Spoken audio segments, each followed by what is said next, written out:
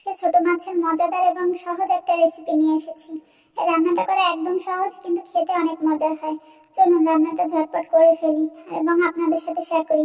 এর জন্য প্রথমে একটা পাত্রে নিয়ে নিয়েছি পেঁয়াজ কুচি, হলুদ গুঁড়া, স্বাদ মতো লবণ, পেঁয়াজের কলি কুচি, জিরা রসুন বাটা, মরিচের গুঁড়া এবং পরিমাণ মতো তেল দিয়ে খুব সুন্দর করে মেখে নেব। মশলাটা মাখানো হয়ে গেলে দিয়ে দেবো কুচি করে রাখা আলু। নতুন আলু দিয়ে রান্নাটা করলে অনেক বেশি মজার হয়। এবার আলুটা মশলার সাথে মেখে নিয়ে দিয়ে দেবো ছোট মাছ। ছোট মাছ দিয়ে একইভাবে মেখে নেব সবকিছু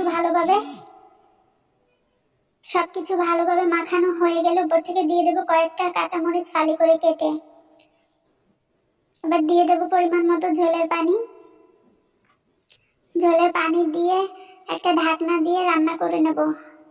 রান্না করতে থাকবো যতক্ষণ না সবকিছু সেদ্ধ হয়। সবকিছু ভালোভাবে সেদ্ধ হয়ে গেলে উপর থেকে দিয়ে দেব অনেকগুলো ধনিয়া পাতা কুচি।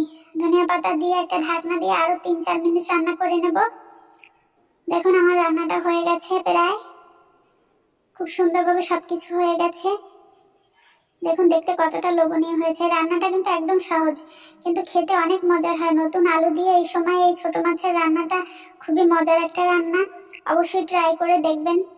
আমার কাছে তো খুবই ভালো লাগে এবং রান্নাটা করাও অনেক সহজ, তাই খুব সহজে হয়ে যায়।